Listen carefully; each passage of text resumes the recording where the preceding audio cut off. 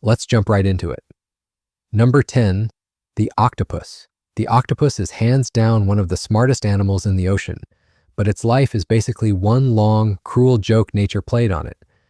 Imagine having 9 brains, 3 hearts, and the ability to squeeze through a hole the size of a coin, only for your entire existence to end the moment you finally get a chance to clap some cheeks.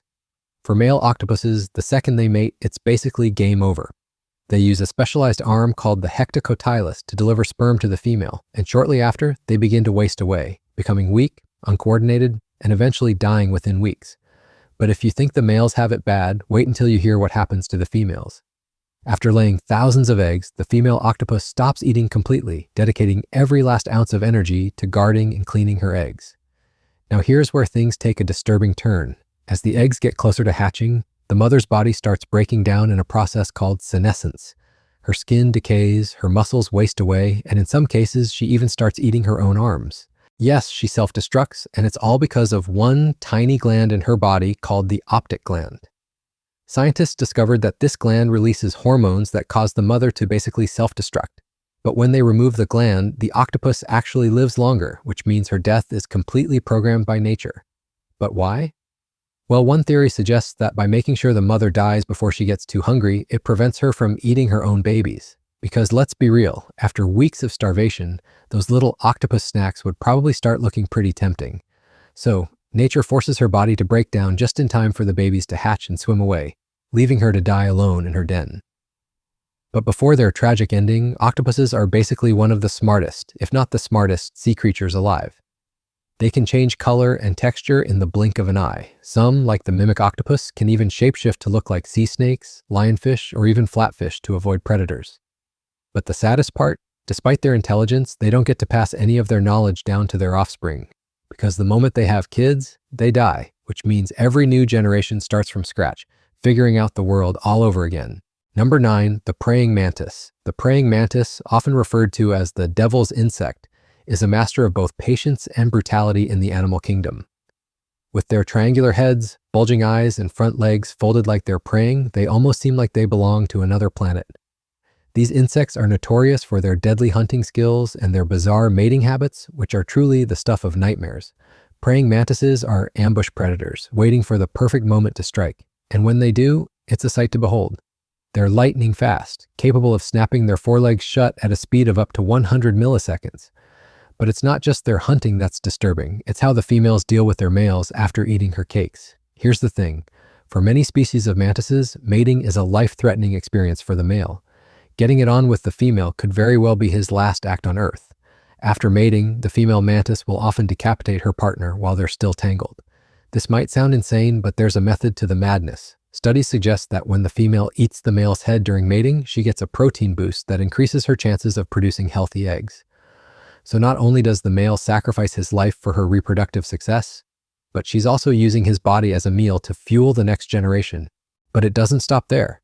The decapitated male can still keep mating, despite having no head.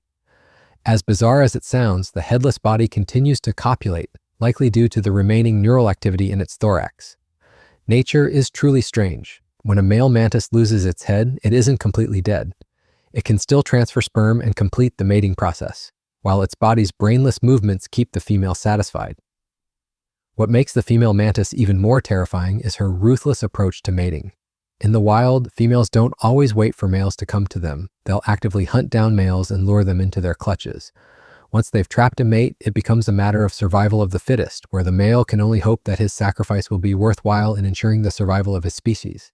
So it's better to bang and die than to die for nothing, because either way, his fate is already sealed.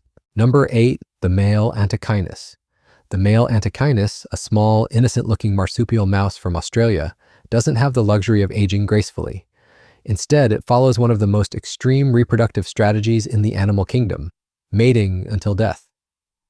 For the first year of its life, the male Antechinus is just like any other small rodent, scurrying around, eating insects, and minding its own business. But once the mating season arrives, it becomes completely obsessed. It stops eating, sleeping, and uses every waking moment to find and mate with as many females as possible. The mating sessions are usually very intense, lasting up to 14 hours at a time. I bet they probably last longer than any of you watching this video. But the dark side of this is that it comes at a steep price. as the weeks go by, the male Antechinus starts to physically fall apart. Extreme stress floods its body with cortisol, causing its immune system to completely collapse. Its fur begins to fall out, ulcers form all over its body, and internal bleeding occurs as frequently as possible. Even at this point, when its organs start shutting down, Bro keeps going, determined to mate until its body simply can't function anymore. By the end of mating season, every single male Antechinus in the population is dead. One by one, they collapse from sheer exhaustion and malnutrition. This phenomenon, known as semelparity, is incredibly rare among mammals. It's more commonly seen in certain fish, insects, and plants. But for the Antechinus, it's the only way to ensure the species lives on. Meanwhile, the female Antechinus, who has mated with multiple males, survives the season. She gives birth a few weeks later and raises the next batch of doomed males and surviving females, who will repeat the cycle next year. Number 7. The Pacific salmon.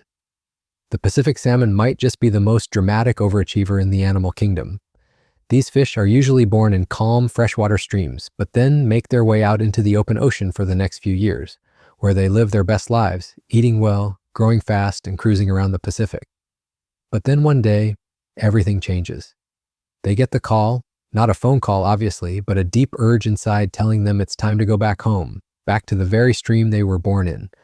And that's when things go from peaceful to absolutely insane. The salmon begin the journey of a lifetime, swimming thousands of miles upstream against raging rivers, waterfalls, and predators.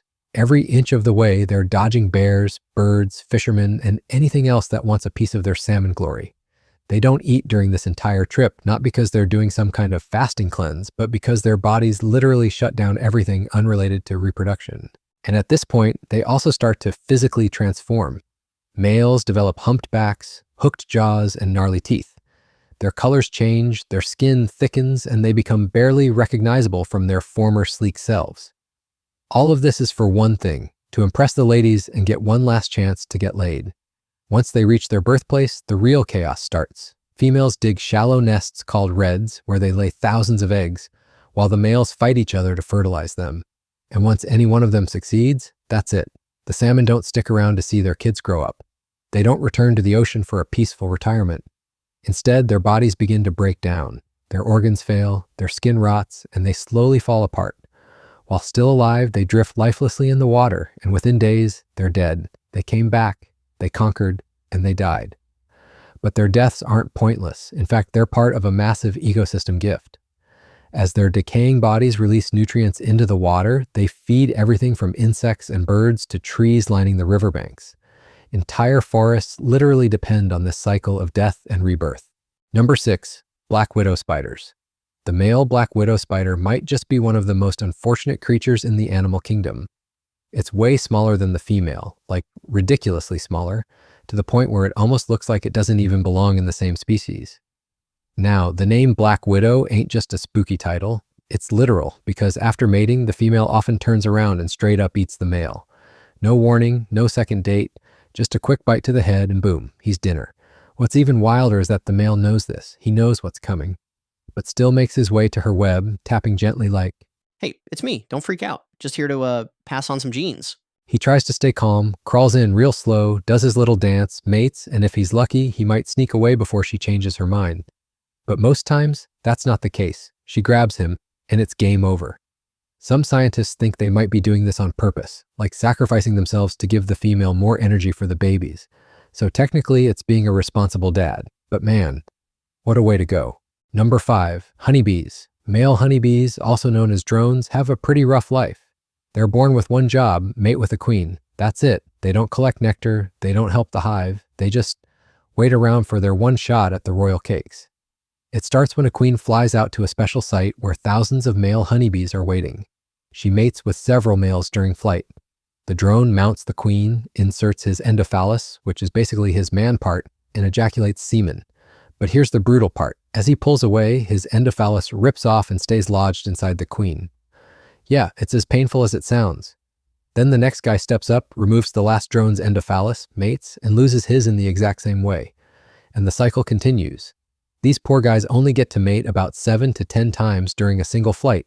And when they're done, lights out. Their abdomen literally rips open as the endophallus detaches. They die shortly after. Even the ones that do survive the flight, they're kicked out of the hive. Their job is done. No retirement, no thanks, just out. Meanwhile, the queen, she only mates once in her life, but stores up to 100 million sperm in a special organ called the spermatheca. She'll use a small fraction of that to fertilize eggs for the rest of her life. And get this, she controls the sex of her offspring. Unfertilized eggs become drones. Fertilized ones become female workers, or future queens. So yeah, the drone story may sound tragic, but his sacrifice, it keeps the entire colony alive. Number 4, squids. The whole mating process starts like a giant underwater rave. Early in the morning, thousands of squids swim in massive circles, with males flashing their colors to impress the females. Once the female locks eyes with her chosen partner, they pair up and get down to business. The male uses a special arm, one that's shorter than the others, to pass a packet of sperm directly into the female. Smooth, right? And it's not just 1 or 2 eggs. She can lay up to 70,000 at once, all fertilized inside a hidden ink sac near her gills. Now here's where it gets brutal. After mating, the male is done, literally. He dies shortly after. His body was wired for one purpose and one purpose only. This is probably why Squidward never had a girlfriend. As for the female, she doesn't get a happy ending either. After laying the eggs, she can't eat anymore because the egg mass blocks her mouth. So she slowly starves, and to stay alive just a little longer, she eats herself from the inside out. And get this, the babies don't even get a parent to protect them. The second they hatch, they start fending for themselves. Most get eaten within the first few days, and even if they survive, they've only got a year or 2 before it's their turn to do the same cycle. Dance, mate, die. Number 3, house spiders. Male house spiders weren't built to live long. They were built to simp hard, smash once, and die right after. Once they hit maturity, their whole focus shifts from survival to one thing: find a female before they meet their end. They stop eating, stop building webs, and basically wander around like unpaid interns with nothing to lose and only one job: get laid. And they go far for it too, like miles in spider terms. They'll crawl across floors, walls, ceilings, whatever it takes to find a female tucked away in some quiet corner of your house. When they finally find her, that's when the real risk kicks in. Female house spiders don't play games. They're bigger, stronger, and have no issue turning dinner into a date. And then dessert. If the male's lucky, he mates. If he's really lucky, he survives. But most of the time, he gets eaten, either in the middle of the act or right after. And weirdly enough, scientists think he kind of wants it that way. Some researchers say that getting eaten ensures the female doesn't mate again with another male. So bro would literally sacrifice himself for the greater good of his future kids. After mating, and if he's lucky enough not to get devoured, he still doesn't have long to live. His body just shuts down since he's been starving for days, and with no food, no motivation, just post-nut depression that leads straight to death in a few days. Number 2, MayFlies. MayFlies are honestly one of the weirdest creatures out there, not because of how they look, but because of how short their adult lives are. Some MayFlies live for just 5 minutes, others maybe a day, 2 if they're lucky. And the wild part is, they spend most of their lives underwater as little nymphs, hiding under rocks and mud for up to a year, just to come out, grow some wings, mate once, and then die. They don't eat, they don't sleep, they don't even have mouths. Literally, no mouths. They come out of the water already on a timer. All they care about at that point is finding a mate before they hit the ground. The males usually show up first, and you'll see them forming massive swarms in the air. It's like this frantic little cloud of bugs just dancing around each other. They're trying to catch the attention of a female, who, by the way, is also on the same death row. If she finds a male, they mate midair, mission complete.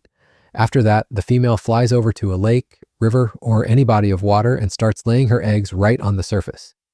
She'll tap the water over and over, dropping hundreds, sometimes thousands of eggs in just a few seconds. Once that's done, she either falls into the water or just collapses and dies right there. And just like that, her entire purpose is fulfilled. From birth to death, it's all just one long build-up to a single moment. The babies hatch in the water, start the cycle all over again, and most of them won't even survive the first few days. Fish, frogs, birds, pretty much everything eats them. Number 1, the Australian RedBack spider. The Australian RedBack spider, a close relative of the black widow, demonstrates one of nature's most extreme examples of sexual sacrifice. These arachnids, identifiable by the distinctive red stripe on their abdomen, engage in a mating ritual that's equally fascinating and disturbing. When a male redback finds a potential mate, he approaches her web cautiously, performing a delicate courtship dance to avoid being mistaken for prey. If accepted, he makes a calculated move that seals his fate. He literally flips his body into the female's fangs during copulation. This seemingly suicidal behavior is actually evolutionary strategy at work. While being consumed, the male continues mating, and his sacrifice provides several advantages. First, it gives him extra time to transfer sperm while becoming a protein-rich meal that helps nourish the future offspring. Second, females who cannibalize their mates are less likely to mate again, reducing competition for paternity. Most remarkably, males actively participate in their own demise by somersaulting their abdomen toward the female's mouthparts during mating. Studies show that males who offer themselves as postcoital snacks father more offspring than those who try to escape. Not all males die during this process, about 65% are consumed. But even survivors don't live long after mating, having evolved for this single reproductive purpose, with their life cycle complete once genes are passed on. In the harsh Australian outback, this bizarre reproductive strategy ensures the next generation has the best possible start, at the ultimate cost to the father.